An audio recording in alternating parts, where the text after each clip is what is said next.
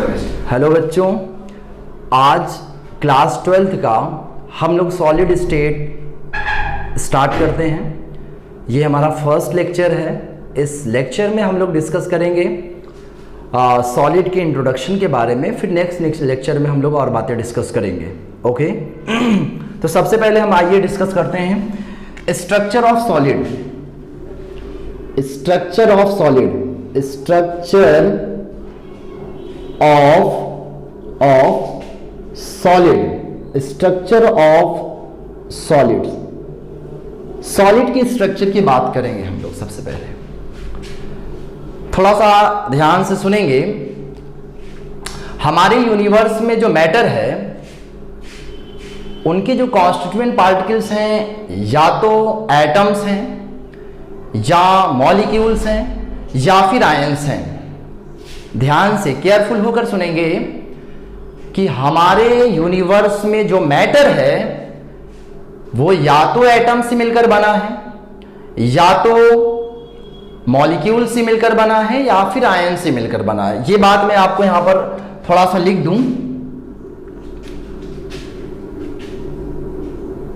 The main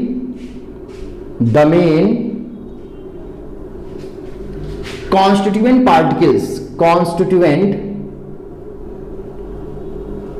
particles, the main constituent particles of matter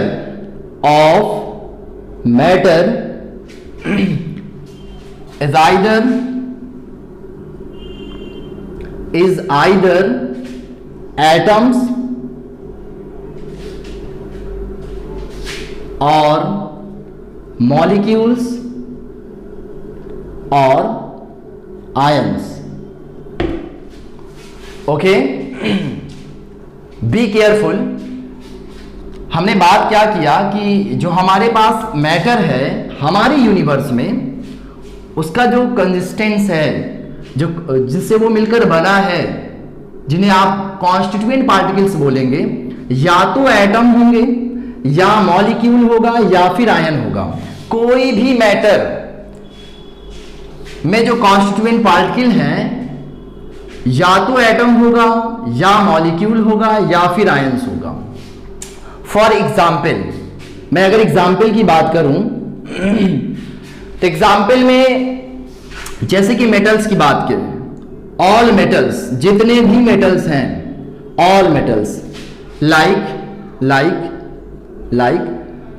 iron, mercury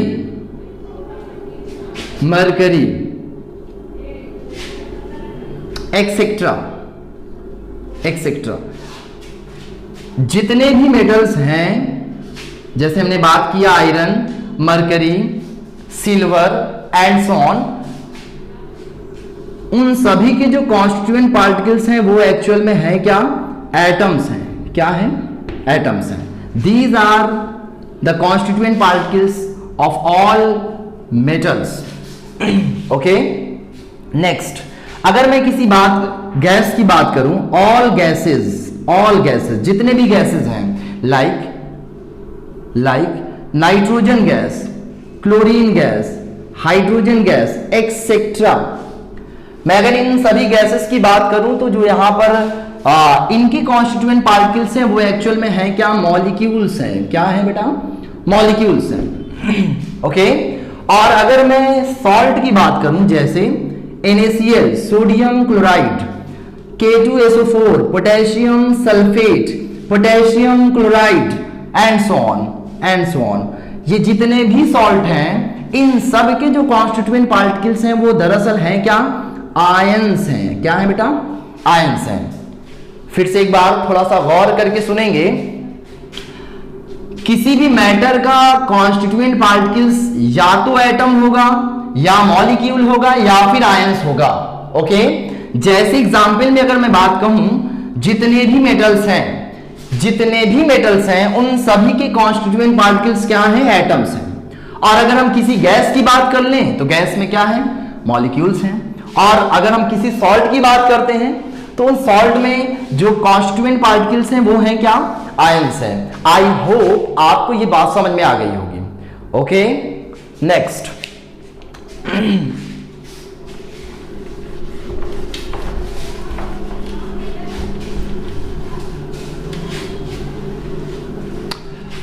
थोड़ा सा ये बात समझ लें। पहले मैं इस बात को लिख दूं, फिर इसके बाद मैं आपको समझाता हूं। With in the matter, with in the matter, with in the matter, the arrangement, the arrangement, arrangement, comma comma, packing fraction, packing fraction, packing fraction, and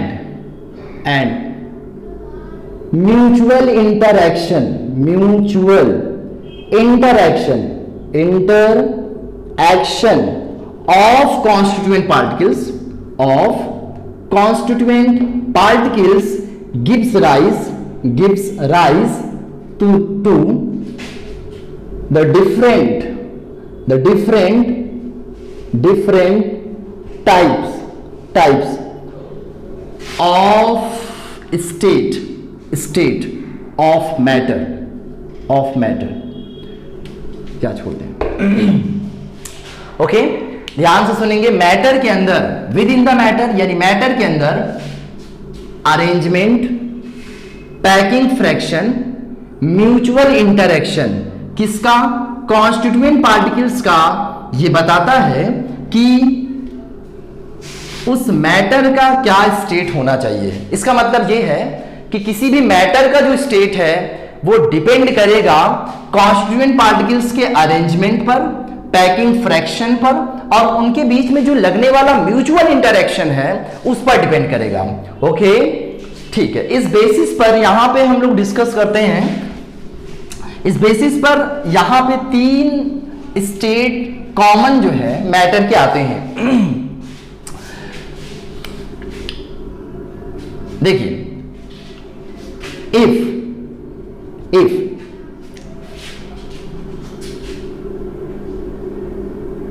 the constituent particles,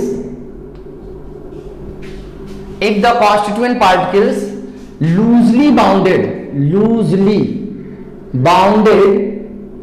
if the constituent particles loosely bounded, haphazardly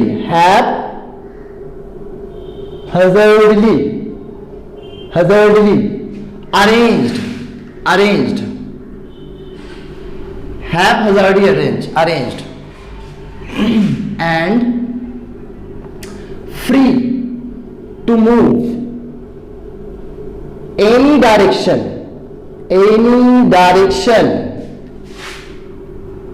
in matter, then such arrangement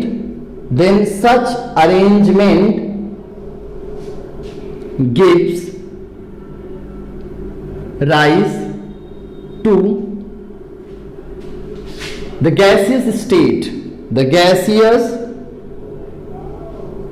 state,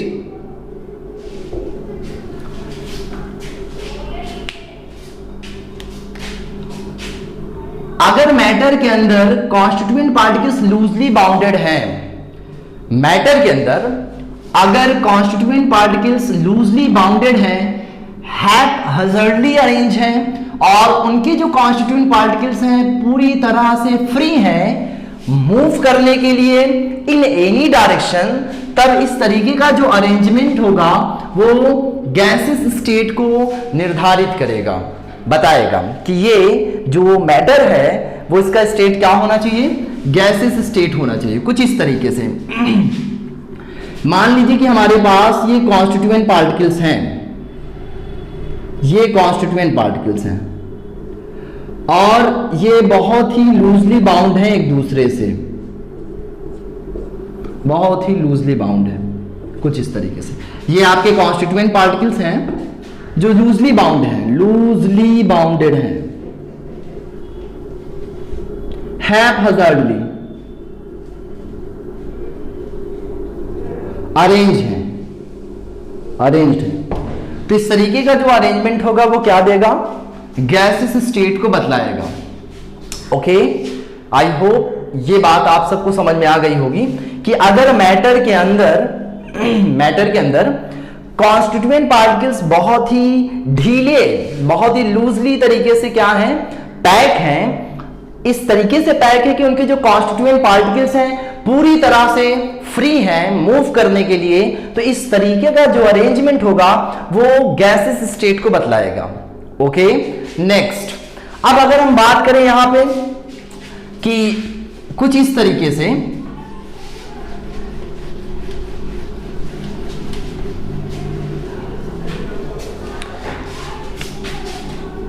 if the constituent particles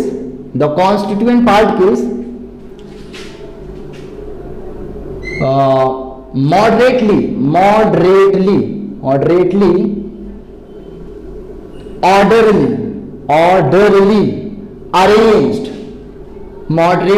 orderly arranged with partially restricted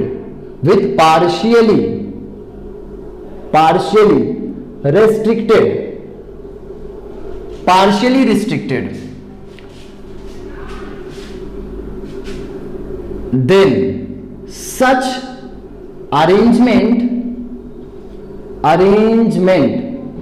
gives rise to the liquid state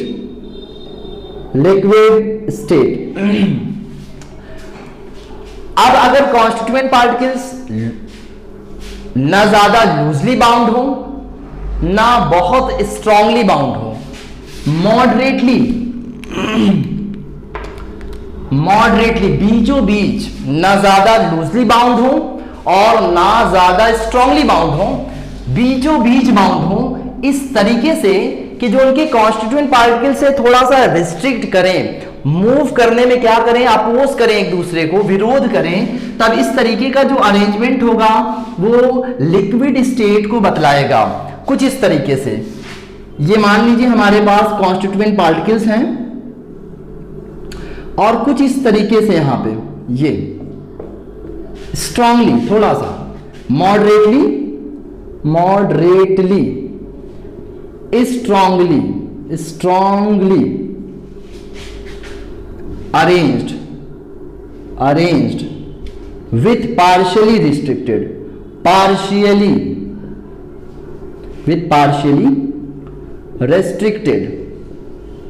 okay. So अगर constituent particles न ज्यादा loosely bound हो ना ज्यादा strongly bound हो, बल्कि बीचों बीच हो, थोड़ा सा स्लाइटली स्ट्रांग हो, तो इस तरीके से जो हमारे पास स्टेट आएगा वो स्टेट होगा क्या, लिक्विड स्टेट होगा। ओके, सो ये बात मेरे ख्याल से आप सबको समझ में आ जानी चाहिए। अगर आपको नहीं समझ में आती है तो प्लीज कमेंट बॉक्स में आप जरूर कमेंट करें। ओके, नेक्स्ट, और तीसरी बात कि if the constituent particles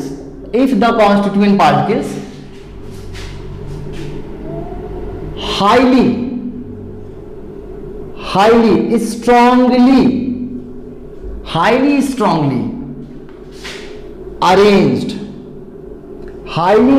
arranged with high packing fraction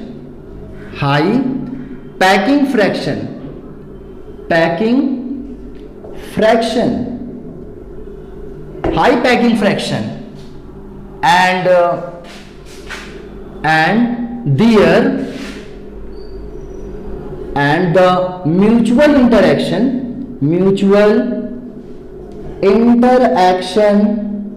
the mutual interaction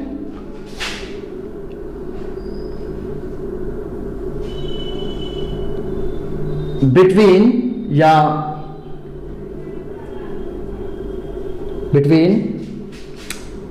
constituent particles is very high,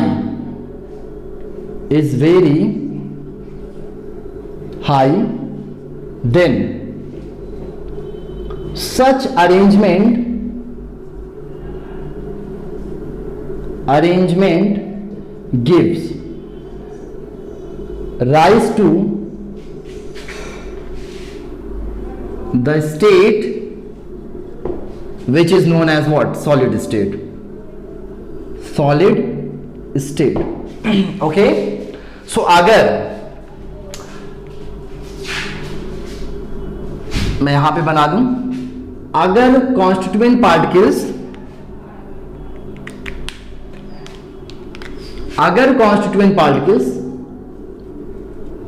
highly orderly arranged हैं, जिनका पैकिंग फ्रैक्शन बहुत ज्यादा हाई है, इस तरीके से कि जो उनके कॉन्स्टिट्यूएंट पार्टिकल्स हैं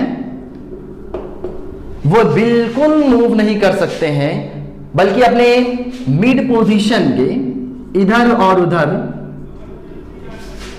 मोशन करते हैं। तो इस तरीके का जो हमारे पास स्टेट जनरेट होगा, इस तरीके के अरेंजमेंट के जरिए से, उस स्टेट को हम लोग नाम देते हैं सॉलिड स्टेट।